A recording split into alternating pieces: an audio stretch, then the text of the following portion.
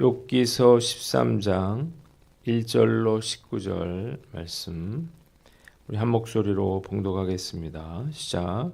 나의 눈이 이것을 다 보았고 나의 귀가 이것을 듣고 깨달았느니라. 너희 아는 것을 나도 아노니 너희만 못하지 않느니라. 참으로 나는 전능자에게 말씀하려 하며 하나님과 변론하려 하노라. 너희는 거짓말을 지어내는 자요 다 쓸모없는 의원이니라. 너희가 참으로 잠잠하면 그것이 너희의 지혜일 것이니라. 너희는 나의 변론을 들으며 내 입술의 변명을 들어보라.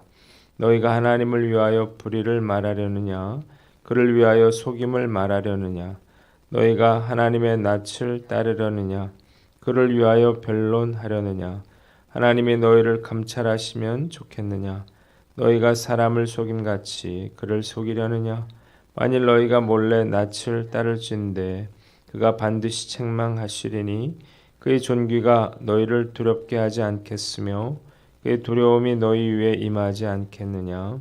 너희의 격언은 재 같은 속담이요 너희가 방어하는 것은 토성이니라. 너희는 잠잠하고 나를 버려두어 말하게 하라. 무슨 일이 닥치든지 내가 당하리라. 내가 어찌하여 내 살을 내 이로 물고 내 생명을 내 손에 두겠느냐. 그가 나를 죽이시리니 내가 희망이 없노라. 그러나 그의 앞에서 내 행위를 아뢰리라. 경건하지 않는 자는 그 앞에 이르지 못하나니 이것이 나의 구원이 되리라. 너희들은 내 말을 분명히 들으라. 내가 너희 귀에 알려줄 것이 있느니라. 보라, 내가 내 사정을 진술하였거니와 내가 정의롭다함을 얻을 줄 아노라. 나와 변론할 자가 누구이랴. 그러면 내가 잠잠하고 기운이 끊어지리라. 아멘. 오늘은 욥기서 13장 말씀을 가지고 하나님과 변론하려 하노라 이런 제목으로 묵상 나눔하도록 하겠습니다. 오늘 본문 세 부분으로 나눠서 생각해 봅니다. 먼저 1절로 3절인데요. 3절 말씀을 봅니다. 한번 따라해 봅시다. 참으로 나는 전능자에게 말씀하려 하며 하나님과 변론하려 하노라. 욥은 친구들의 말을 듣고 전혀 새로운 사실을 깨달을 수 없었습니다. 그들이 말하는 것들은 이미 욥도 알고 있는 것들이었고 하나님께서 여러 번 말씀하셨듯이 욥이 모든 면에서 친구들보다 더 탁월했기 때문입니다. 욥은 이런 사실을 솔직하게 말합니다. 너희들이 아는 것만큼 나도 알고 있고 내가 너희들보다 못할 것이 없다는 거예요. 친구들로부터 아무런 도움도 받지 못한 욥은 이제 무익한 논쟁을 그치고 하나님께 나아가서 자신의 억울함을 토로하기로 결심했습니다. 한번 따라해 봅시다. 하나님께 직접 호소하라. 친구들의 계시라든지 전통이라든지 또 지혜라든지 이런 말들은 이미 욥이 다 알고 있는 것이었을 뿐만 아니라 무엇보다도 욥의 상황과 맞지 않는 그런 말이었습니다. 그들은 좁은 소견으로 욥이 당한 불행을 판단하고 답이 될 수 없는 교훈으로 욥을 충고하고 정죄했습니다. 그래서 그들은 욥을 위로하거나 또 도움을 주지 못하고 욥을 더 깊은 그러한 상처와 절망으로 밀어넣게 되었습니다. 그래서 욥은 이제 친구들이 아니라 하나님과 직접 변론하겠다 이렇게 결심했어요. 그의 모든 상황을 제대로 아시는 분은 하나님밖에 없기 때문입니다. 우리가 큰 어려움에 처하게 되면 주변 사람들의 도움이 그렇게 큰 도움이 되지 않는 그런 경우가 적지 않습니다. 왜냐하면 해결할 방법이 없기 때문이죠. 주변 사람들의 조언은 참고만 하고 하나님께 나아가서 우리가 호소해야 합니다. 하나님만이 문제를 해결하실 수 있는 분이기 때문이죠. 만일 저에게 어떤 문제가 생겼다 그러면 저는 먼저 지인들에게 문제를 이야기합니다. 중보기도를 부탁하려는 거예요. 그리고 의사나 변호사와 같이 전문적인 지식이 필요하다 그러면 전문가에게 묻습니다. 그러나 지인들을 따로 만나서 하소연한다든지 그렇게 하진 않아요. 더 마음이 힘들어질 수도 있고 또 그렇게 큰 도움이 되지 않는다는 사실을 알고 있기 때문입니다. 그래서 주로 말씀 묵상과 기도로 하나님께 묻고 또 하나님께 문제를 해결해 달라 이렇게 호소해요. 저는 이것이 제대로 된 그런 문제 해결 방법이라 이렇게 생각합니다. 지난 몇 주간 우리 교회 집사님이 쓰러진 사건으로 제가 정말 마음이 힘이 들었습니다. 누구보다 열심히 신앙 생활하려고 노력한 가정에 닥친 그러한 불행을 도저히 이해할 수가 없고 또 하나님 이렇게 하시면 누가 믿음으로 그렇게 열심히 살려고 노력하겠습니까? 이런 의문과 회의감이 들었기 때문이에요. 그리고 정말 하나님의 축복의 하나님이라 이렇게 정말 많이 말해왔는데 이래서 제가 어떻게 믿음을 가지고 자신 있게 하나님 말씀을 전할 수 있을까 이런 답답함이 있었어요. 정말 우울하고 또 마음이 지쳐서 정말 아무도 만나고 싶지 않은 그런 상황이었습니다. 근데 지난 수요일 오전에 제가 중보기도를 하면서 정말 울면서 엄마 품에 파고드는 그런 어린아이처럼 하나님께서 저를 좀 안아달라 이렇게 간절히 눈물로 기도를 했어요. 원망과 불평이 두려움으로 바뀌니까 정말로 너무나 괴로워서 정말 아이가 엄마 품에 안기듯이 그렇게 저를 좀 안아달라고 그렇게 간절히 기도를 했어요. 그날 제가 수요예배 설교 차례였는데 도저히 설교할 마음이 아니었어요. 그래서 다니엘 기도의 간증 영상을 좀 보여주려고 했는데 아무리 간증을 들어도 보여줄 만한 그런 간증이 없었습니다. 고민하던 중에서 우연히 오카노 목사님의 투병생활 중 깨달은 신앙의 놀라운 비밀이라고 하는 설교 영상을 하나 보게 됐는데 옥 목사님이 폐암 수술을 받고 난 후에 신명기 1장 31절을 가지고 안아주심을 주제로 하신 그러한 말씀이었습니다. 신명기 1장 31절에 광야에서도 너희가 당하였거니와 사람이 자기의 아들을 안는 것 같이 너희 하나님 여호와께서 너희가 걸어온 길에서 너희를 안으사 이곳까지 이르게 하셨느니라 이렇게 말씀했는데 이 본문을 가지고 옥 목사님이 아버지 되신 하나님의 안아주심에 대해서 설교를 했다고요. 모세와 이스라엘이 40년 동안 정말 고통스러운 광야를 통과하여 가나안 땅을 목전에 두게 된 것은 하나님께서 그들을 아버지같이 품에 안아주셨기 때문이라는 거예요. 옥 목사님은 깊이 있는 묵상과 하나님의 자녀같이 믿음으로 행동하는 것이 바로 하나님께 안길 수 있는 가장 좋은 방법이라 이런 설교를 했습니다. 제가 이 말씀을 들으면서 이 말씀은 하나님이 나에게 주시는 말씀이라고 생각했습니다. 놀라운 사실은 그렇게 마음이 괴롭고 두려웠었는데 이 말씀을 들으니까 정말 그 하나님의 품에 안긴 것처럼 그렇게 마음에 평안함이 생기더라고요. 정말 몇 주 만에 느끼는 그러한 마음이었는데 예배 때 옥 목사님 설교 영상을 성도들에게 보여주고 함께 기도를 했는데 예배에도 충만한 그러한 하나님의 은혜가 임하였습니다.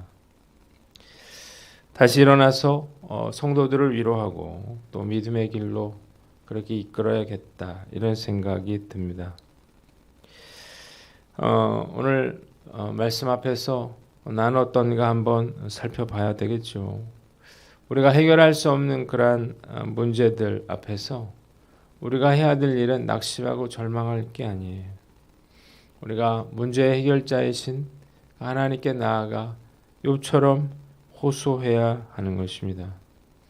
이 세상에 그 누구도 해결할 수 없는 일이라도 하나님께서는 해결해 주실 수 있기 때문이에요. 자, 그런데 우리가 한 가지 알아야 할 것은 우리가 어려울 때 이렇게 하나님께 나아가 호소할 수 있기 위해서는 우리가 평소에 하나님과 좋은 관계를 맺어야 되겠죠. 평소 하나님과 서먹하고 소원한 관계인데 문제가 생겼다고 해서 그 하나님께 우리가 직접 나아가기는 쉬운 일이 아니기 때문입니다. 오늘 여러분들 어떤 문제를 가지고 있습니까? 그 문제를 내 힘으로 해결할 수 없다면 우리가 어느 때보다 간절히 하나님을 찾고 구함으로 호소함으로 문제를 해결받는 저와 여러분들 되시기를 주님의 이름으로 축원합니다. 두 번째는 4절로 12절 말씀인데 4절을 봅니다. 한번 따라해 봅시다. 너희는 거짓말을 지어내는 자요 다 쓸모없는 의원이니라. 욥은 자신에게 충고하는 친구들을 거짓말을 지어내는 자요 쓸모없는 의사와 다름이 없다 이렇게 말을 했습니다. 그들은 마치 환자가 아픈 곳을 지적하면서 통증을 호소했음에도 불구하고 자신의 주관적인 판단에 따라서 그럴 리가 없다 이렇게 우기는 의사와 같았기 때문입니다. 그들은 하나님을 변호한답시고 불의를 말하고 사람을 속이듯 하나님을 속이는 자들이었어요. 만일 그들이 계속해서 거짓말로 자신을 고발한다면 하나님께서 그들을 반드시 책망하시고 두려움에 사로잡힐 것이었습니다. 그들의 말은 쓸모없는 속담이고 그들의 논쟁은 비가 오면 무너져버릴 흙벽에 써놓은 답변처럼 허망한 것이라 이렇게 욥은 말하고 있습니다. 한번 따라해 봅시다. 분별하라. 욥의 세 친구들이 왜 이토록 폭력적으로 욥을 정죄했을까? 우리가 한번 생각해 봐야 됩니다. 이유가 있죠. 죄를 짓고 죄의 대가를 치르고 있는 욥이 이걸 인정하지 않고 자신의 결백을 주장하고 있기 때문입니다. 그들은 이런 욥의 행동을 하나님을 대적하는 걸로 봤어요. 그래서 그들이 하나님을 변호하기 위해서 욥에게 막말과 저주를 퍼붓고 있는 것입니다. 역사적으로 교회가 하나님을 위하여 악을 저지른 그러한 예는 셀 수 없이 많이 있습니다. 대표적인 예가 십자군 전쟁이고 또 중세시대 마녀 사냥입니다. 중세시대의 교회는 종교와 신의 이름으로 정말 차마 눈뜨고 볼 수 없을 만큼 참혹한 그런 만행을 저질렀습니다. 특히 마녀 사냥이라고 하는 것. 죄 없이 마녀로 몰린 여자들은 처참한 고문을 당하다가 결국 산채로 화형당해 죽음을 맞게 됩니다. 왜 당시 종교 지도자들이 이토록 잔인하고 끔찍한 범죄를 저질렀는가? 그 고문 도구라고 하는 건 상상할 수 없는 그런 방법을 고안해냈는데 그 이유는 자기들이 하고 있는 일이 하나님과 교회를 위하는 일이라 이렇게 믿고 있었기 때문입니다. 2000년도 교황 요한 바오로 2세는 지난 2000년 동안 교회가 저지른 과오에 대해서 용서를 구한다 이렇게 공식 사과했습니다. 자, 내가 하나님을 위해서 하고 있는 그 열심이 오히려 하나님을 대적하고 있는 일이 될 수도 있다는 사실을 알아야 됩니다. 무모한 그러한 종교적인 열심에 빠진 인간은 그 어떤 악행도 저지를 수 있다는 사실을 알아야 되겠죠. 하나님의 뜻이라고 믿기 때문에 그 어떤 잔인한 짓도 할 수 있는 거예요. 그래서 중요한 게 뭔가요? 우리가 분별할 수 있는 능력을 소유하는 것입니다. 분별에 있어서 우리가 하나님의 뜻을 가늠할 수 있는 가장 중요한 건 뭘까요? 사랑이죠. 사랑을 기준으로 우리가 분별해야 하는 것입니다. 오늘 난 어떤가 한번 살펴보고 어떤 상황에서도 우리가 사랑을 잃지 않고 그래서 올바르게 분별할 수 있는 그래서 하나님을 대적하지 않는 저와 여러분들 되시기를 주님의 이름으로 축원합니다. 마지막으로 13절로 19절 말씀인데 15절을 봅니다. 한번 따라해 봅시다. 그러나 그의 앞에서 내 행위를 아뢰리라. 욥은 친구들에게 자신이 담대하게 하나님 앞에서 자신의 행위를 아뢰겠노라 이렇게 말합니다. 결과가 어찌되든 자신이 당하겠다는 것입니다. 만일 그의 죄가 발견돼서 하나님이 그를 죽이신다 해도 상관이 없었습니다. 그는 더 이상 잃을 게 없었기 때문이에요. 하나님께 직접 변론하는 일은 위험한 일이지만 욥으로서는 그가 할 수 있는 유일한 방법이었습니다. 자신의 죄가 발견된다면 심판받겠지만 무고하다면 의로움을 인정받고 구원받게 될 것이기 때문이에요. 놀랍게도 그는 하나님 앞에서 자신이 의롭다 여김을 받을 것이라고 확신하고 있습니다. 한번 따라해 봅시다. 의롭게 살라. 목숨을 걸고 하나님께 나아가서 자신의 의로움을 증명하려고 하는 욥을 보면서 정말 대단하다 이런 생각이 듭니다. 과연 누가 이렇게 담대하게 하나님 앞에 나아가서 내가 판단 받아보겠다 이렇게 말할 수 있을까요? 많은 성도들이 죄 짓는 걸 당연하게 여깁니다. 이유가 뭔가요? 죄를 지어도 회개하기만 하면 다 용서해 줄 거라 이렇게 생각하기 때문입니다. 죄 짓고 용서받는 걸 당연한 권리로 생각하는 것입니다. 정말 잘못된 생각이죠. 만약 여러분의 자녀가 죄를 지으면서 뻔뻔하게 잘못했다고만 하면 당연히 용서받으리라 이렇게 생각하고 있다면 그 부모의 마음이 어떨까요? 정말 어쩔 수 없어서 용서해 주는 거거든요. 분노가 치밀어 오르겠죠. 모든 자녀는 죄 짓지 않으려고 노력하고 죄를 지었다면 애통하고 미안해야 마땅하는 것입니다. 용서를 하고 안 하고는 그 부모에게 달려있는 거지 그 자녀에게 당연히 용서받을 권리가 있는 것은 아닌 것입니다. 하나님 앞에서 판단받겠다 이렇게 나선 욥이 얼마나 의롭게 살았을지를 우리가 상상해 볼 수 있습니다. 죄짓고 회개하는 걸 당연하게 여길 것이 아니라 우리가 죄짓지 않도록 최선을 다해야 합니다. 예수님이 나의 죄를 대속하기 위해서 십자가에 달려 죽으셨는데 우리가 또다시 죄를 짓는 것은 예수님을 두 번 십자가에 못 박는 일이 되는 것입니다. 말씀 묵상하면서 목회자라면 정말 하나님 앞에서 누구보다 정직하고 의롭게 살아야겠다 이런 생각을 해봅니다. 성도들도 마찬가지죠. 거짓과 타협하지 않고 어쩔 수 없었다. 다른 사람들도 다 저렇다. 이렇게 말해서는 안 될 것입니다. 너희는 나를 본받으라 이렇게 말했던 사도 바울이 생각이 나는데 그만큼은 못 되더라도 의롭고 정직하게 살기 위해서 최선의 노력을 기울이는 저와 여러분들 되시기를 주님의 이름으로 축원합니다. 기도하겠습니다. 하나님 아버지, 죄악을 분별할 수 있는 그러한 능력을 우리에게 허락하여 주시고 의롭게 살아갈 수 있도록 하나님 우리에게 은혜를 베풀어 주시옵소서.